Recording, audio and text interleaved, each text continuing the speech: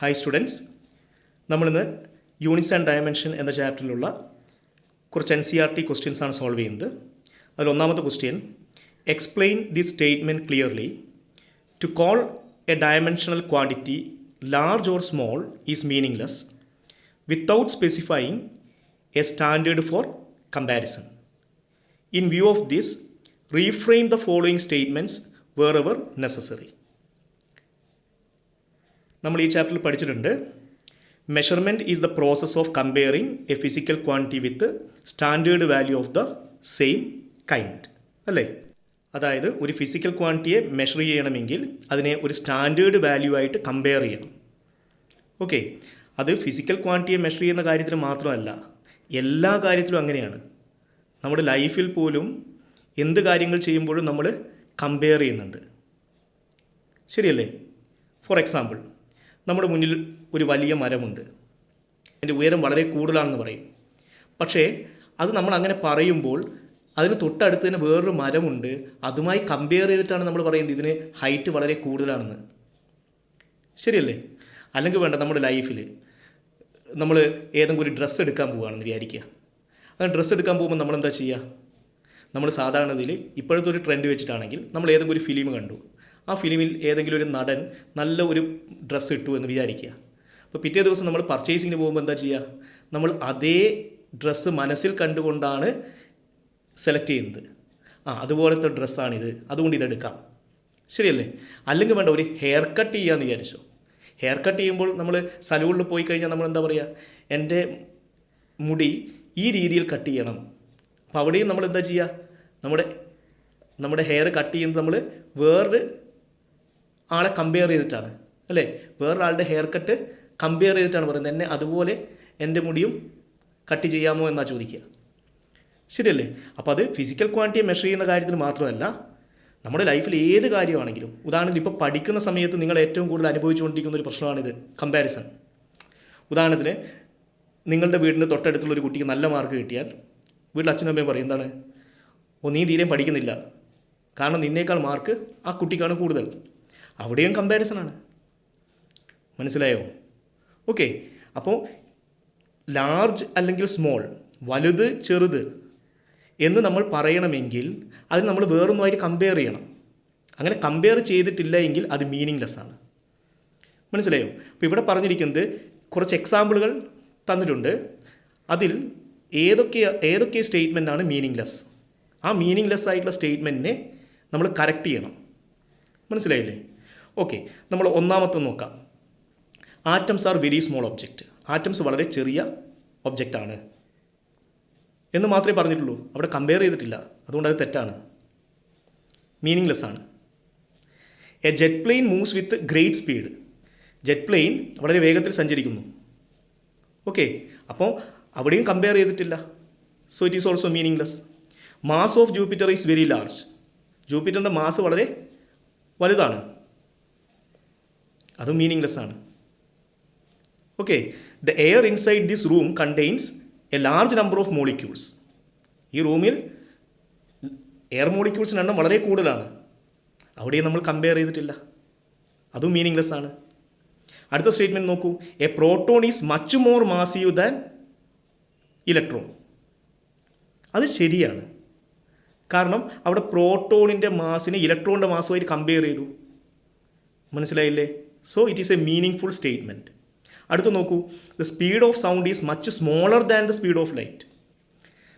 ലൈറ്റിൻ്റെ സ്പീഡുമായിട്ട് കമ്പയർ ചെയ്യുമ്പോൾ സൗണ്ടിൻ്റെ സ്പീഡ് വളരെ കുറവാണ്, അതും മീനിങ് ഫുൾ സ്റ്റേറ്റ്മെൻ്റ് ആണ്. അവിടെയും നമ്മൾ കമ്പയർ ചെയ്തിട്ടുണ്ട്, മനസ്സിലായില്ലേ? ഇനി നമ്മൾ എന്ത് ചെയ്യണം? ഏതൊക്കെയാണോ മീനിങ്ലെസ് ആയിട്ടുള്ള സ്റ്റേറ്റ്മെൻറ്റ് അത് കറക്റ്റ് ചെയ്യണം. ഓക്കെ, അപ്പോൾ നമുക്ക് ഒന്നാമത്തെ സ്റ്റേറ്റ്മെൻറ്റിലേക്ക് പോകാം. Atoms are very small objects. Atoms വളരെ ചെറുതാണ്. എന്തുമായി കമ്പയർ ചെയ്യുമ്പോൾ? കമ്പയർ ടു എ ഫുട്ബോൾ, അല്ലേ? അല്ലെങ്കിൽ നമുക്ക് എന്ത് പറയാം? Or end of a sharp pin. ഒരു പിന്നിൻ്റെ എൻഡ്, ആ കൂർത്ത മുനയുമായി കമ്പയർ ചെയ്യുമ്പോൾ ആറ്റംസ് ചെറുതാണെന്ന് പറയാം. ഓക്കെ, അതുപോലെ a jet plane moves with a great speed. Compare to what? Compare to speed of a cycle, or compared to a super fast train. മനസ്സിലായില്ലേ? Okay, the mass of a Jupiter is very large compared to mass of an apple or compared to mass of Earth. മനസ്സിലായില്ലേ? Okay, the air inside this room contains large number of molecules compared to what? Compared to air inside A lunch box. മനസ്സിലായോ? അപ്പോൾ ഈ രീതിയിൽ compare ചെയ്താൽ മാത്രമേ എന്ത് ചെയ്യുള്ളൂ, large small എന്ന് പറയുന്ന ആ വേർഡ്സിന് മീനിങ് ഉള്ളൂ. മനസ്സിലായല്ലോ? സോ നമ്മുടെ എല്ലാ കാര്യങ്ങളും നമ്മൾ പറയുന്നത് വലുത് എന്ന് പറയുന്നതും ചെറുത് എന്ന് പറയുന്നതും കൂടുതൽ എന്ന് പറയുന്നതും കുറവെന്ന് പറയുന്നതും എല്ലാം നമ്മൾ എന്ത് ചെയ്തിട്ടാണ്? കമ്പയർ ചെയ്തിട്ടാണ് പറയുന്നത്. അങ്ങനെ കമ്പയർ ചെയ്താൽ മാത്രമേ അത് മീനിങ് ഫുൾ സ്റ്റേറ്റ്മെൻറ്റായി മാറുന്നുള്ളൂ. ഓക്കെ, നമുക്ക് അടുത്ത ക്വസ്റ്റ്യനിലേക്ക് പോവാം. A new unit of length is chosen such that the speed of light in vacuum is unity. What is the distance between the sun and the earth in terms of the new unit if light takes 8 minutes and 20 seconds to cover this distance? Okay, അതായത് ക്വസ്റ്റ്യനിൽ പറഞ്ഞിരിക്കുന്നത് ഒരു new unit of length choose ചെയ്തു. Okay, ആ system of യൂണിറ്റിൽ speed of light in vacuum എന്താണ്? 1 ആണ്, യൂണിറ്റിയാണ്. Okay, അങ്ങനെയാണെങ്കിൽ സണ്ണിനും എർത്തിനും ഇടയിലുള്ള ദൂരം എത്രയാണ്? ഈ പുതിയ സിസ്റ്റത്തിൽ എത്രയാണ്? Okay, and the light takes 8 minutes 20 seconds to cover this distance എന്ന് പറഞ്ഞാൽ സണ്ണിൽ നിന്ന് എർത്തിലേക്ക് സഞ്ചരിക്കാൻ ലൈറ്റ് എടുക്കുന്ന സമയം 8 minutes 20 seconds ആണെങ്കിൽ ഈ പുതിയ സിസ്റ്റത്തിൽ ആ ഡിസ്റ്റൻസ് എത്രയായിരിക്കും എന്നാണ് ചോദ്യം. മനസ്സിലായില്ലേ? ഡിസ്റ്റൻസ് എങ്ങനെയാണ് കണ്ടുപിടിക്കുന്നത് നമുക്കറിയാം. എങ്ങനെയാണ്? സ്പീഡ് ഇൻറ്റു ടൈമാണ് അല്ലേ? അതുകൊണ്ട് നമുക്ക് ഇവിടെ എന്ത് എഴുതാം?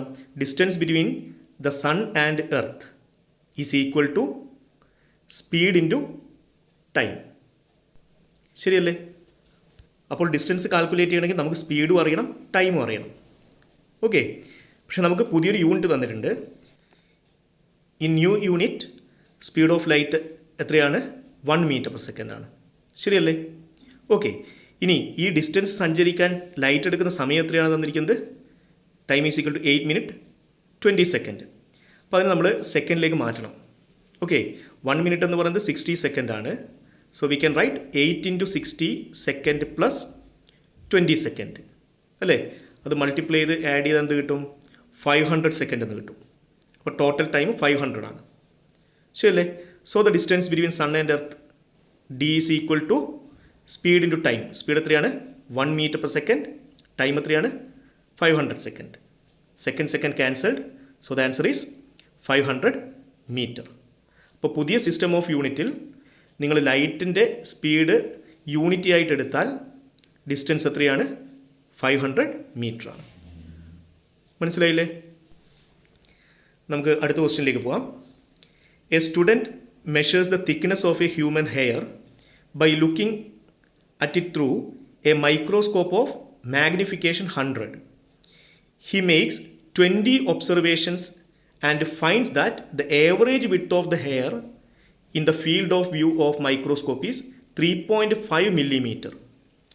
What is the estimate on the thickness of hair? Okay, ക്വസ്റ്റ്യനിൽ പറഞ്ഞിരിക്കുന്നത് ഒരു കുട്ടി ഹ്യൂമൻ ഹെയറിൻ്റെ തിക്നെസ് ഒരു മൈക്രോസ്കോപ്പ് ഉപയോഗിച്ച് കണ്ടുപിടിക്കുന്നു. മൈക്രോസ്കോപ്പിൻ്റെ മാഗ്നിഫിക്കേഷൻ 100 ആണ്. ഓക്കെ, അയാൾ 20 ഒബ്സർവേഷൻ നടത്തി. ഓക്കെ, എന്നിട്ട് കണ്ടുപിടിച്ചു ആവറേജ് വിഡ്ത്ത് എത്രയാണ്? 3.5 millimeter ആണ്. ഓക്കെ, മൈക്രോസ്കോപ്പ് ഉപയോഗിച്ചിട്ടാണ് കണ്ടുപിടിച്ചത്. എന്നിട്ട് കിട്ടിയ വാല്യൂ ആണ് 3.5 millimeter. അങ്ങനെയാണെങ്കിൽ what is the actual thickness of the hair? ഹെയറിൻ്റെ ആക്ച്വൽ തിക്നെസ് എത്രയാണെന്നാണ് ചോദ്യം. മനസ്സിലായില്ലേ? ഇവിടെ നിങ്ങൾ മനസ്സിലാക്കേണ്ട ഫസ്റ്റ് പോയിൻ്റാണ് മാഗ്നിഫിക്കേഷൻ. മാഗ്നിഫിക്കേഷൻ കണ്ടുപിടിക്കാനുള്ള ഇക്വേഷനാണ് size of the image divided by size of the object.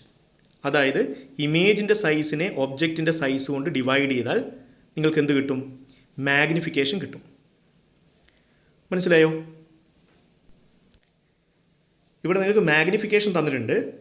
Magnification is equal to 100. ശരിയല്ലേ? ഇനി ഇവിടെ പറഞ്ഞിരിക്കുന്നത് 3.5 millimeter ആണ് ഹെയറിൻ്റെ തിക്നെസ്. എപ്പോൾ? അത് മൈക്രോസ്കോപ്പിലൂടെ നോക്കുന്ന സമയത്ത്. അപ്പോൾ മൈക്രോസ്കോപ്പിലൂടെ നോക്കുമ്പോൾ കിട്ടുന്നത് ഇമേജിൻ്റെ സൈസാണ്, അതായത് size of the image of hair. Okay, അതായത് മുടിയുടെ ഇമേജിൻ്റെ സൈസാണ് നിങ്ങൾക്ക് കിട്ടിയത് 3.5 മില്ലിമീറ്റർ. അതുകൊണ്ട് നമുക്ക് എന്ത് എഴുതാം? Size of the image of hair is equal to 3.5 millimetre എന്ന് എഴുതാം. പക്ഷേ നിങ്ങൾ കണ്ടുപിടിക്കേണ്ടത് actual size of the hair ആണ്. ഓക്കെ, അപ്പോൾ എങ്ങനെയാണ് ആക്ച്വൽ സൈസ് കണ്ടുപിടിക്കുക? അപ്പോൾ നമുക്ക് മാഗ്നിഫിക്കേഷൻ ഇക്വേഷൻ അറിയാമല്ലോ. Okay, magnification equation size of the image divide by size of the object എന്നാണ്. ഓക്കെ, ഇവിടെ സൈസ് ഓഫ് ദ ഇമേജ് എന്ന് പറയുന്നത് size of the image of hair ആണ്. മനസ്സിലായില്ലേ? സൈസ് ഓഫ് ദ ഒബ്ജക്റ്റ് എന്ന് പറയുന്നത് actual size of the hair ആണ്. Okay, അതുകൊണ്ട് actual size of the hair എങ്ങനെ കിട്ടും? Size of the image of the hair divided by magnification. മനസ്സിലായോ? Okay, ഇവിടെ സൈസ് ഓഫ് ദ ഇമേജ് എത്രയാണ്? 3.5 മില്ലിമീറ്റർ ആണ്. മാഗ്നിഫിക്കേഷൻ 100 ആണ്. So we can write 3.5 millimetre divided by 100. That is equal to 3.5 into 10⁻⁻² millimetre. ഇനി നിങ്ങൾക്കിത് മീറ്ററിലാണ് കണ്ടുപിടിക്കേണ്ടതെങ്കിൽ മില്ലിമീറ്ററിനെ മീറ്ററിലേക്ക് മാറ്റണം. നമുക്കറിയാം 1 millimetre is equal to 10⁻³ metre. ശരിയല്ലേ? അതുകൊണ്ട് നമ്മുടെ ഫൈനൽ ആൻസർ എന്താണ്? 3.5 ഇൻറ്റു 10⁻² മില്ലിമീറ്ററിന് മീറ്റർ ആക്കുമ്പോൾ ഇൻറ്റു 10⁻³ മീറ്റർ അല്ലേ? Therefore 3.5 into 10⁻⁵ metre. മനസ്സിലായല്ലോ? ഓക്കെ, ഇവിടെ പഠിച്ചു വെക്കുക. മാഗ്നിഫിക്കേഷൻ എന്ന് പറയുന്നത് size of the image divide by size of the object ആണ്. ഓക്കെ, ഒരു മൈക്രോസ്കോപ്പിലൂടെ നോക്കുന്ന സമയത്ത് നിങ്ങൾക്ക് കിട്ടുന്നത് എന്താണ്? സൈസ് ഓഫ് ദ ഇമേജ് ആണ് കിട്ടുന്നത്. ഓക്കെ, മനസ്സിലായല്ലോ? ഈ വീഡിയോ ഇഷ്ടപ്പെട്ടെങ്കിൽ സബ്സ്ക്രൈബ് ചെയ്യുക, ഷെയർ ചെയ്യുക. Thank you.